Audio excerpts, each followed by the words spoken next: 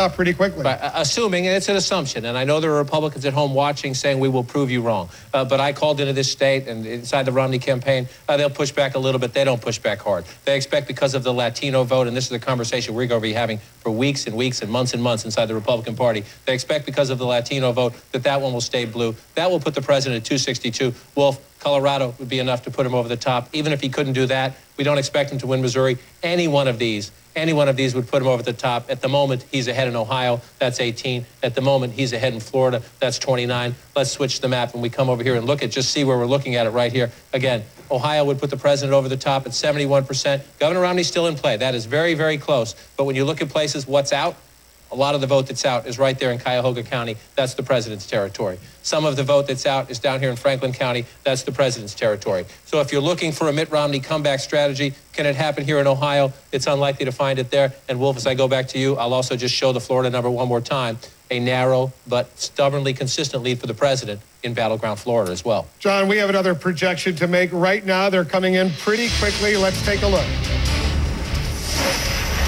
And CNN projects Missouri will be won by the Republican presidential nominee, Mitt Romney. He will capture all 10 of Missouri's electoral votes. If more than 50% of the vote is now in, 58% for Romney, 40% for Barack Obama. Based on those indicators, we have projected Missouri will go for Mitt Romney. So where does it put us on the road to 270? Romney now has broken the 200 barrier. He's at 201. The president of the United States significantly ahead at 256. So Missouri helps Mitt Romney, but maybe not enough. Maybe not enough. If you look at what's left out there, the only sure bet for Governor Romney right now is the state of Alaska. So let's assign the state of Alaska to Governor Romney. That would get him up to 204.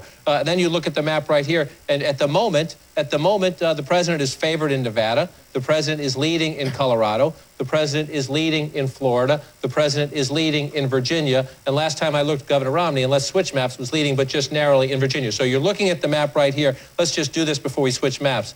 That's a relatively safe bet. That would get the president at 262. And again, after that, any one state gets you over the top. Wolf? We've got a really major projection to make right now.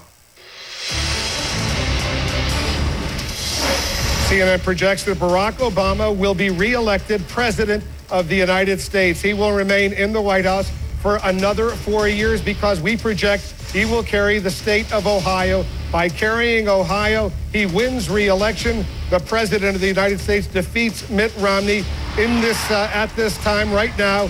We have made this projection, so the president wins this battle for the White House. They're excited in Chicago. They're excited at Times Square in New York. They're watching all over the world right now. The president of the United States has been reelected right now. Let's listen into some of the excitement.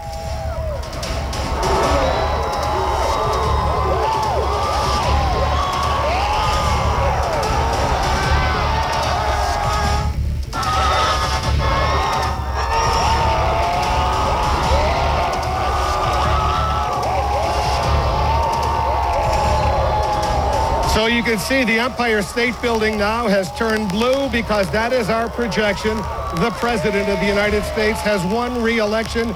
Let the world know that at 11:18 p.m. on the East Coast of the United States, we projected this win, the re-election of Barack Obama for another 4 years. The president will be the winner. Mitt Romney will lose this election. We'll see what happens in these other states, but let's go to Jessica Yellen right now, our chief White House correspondent, watching all of this unfold in Chicago. Jessica. Well, the euphoria in the room is evident. These people have worked hard for the president. Everyone in this room was in one way or another a volunteer for the campaign.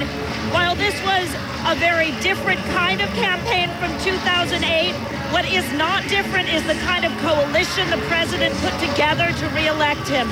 A very different vision of or makeup of America that is diverse, that is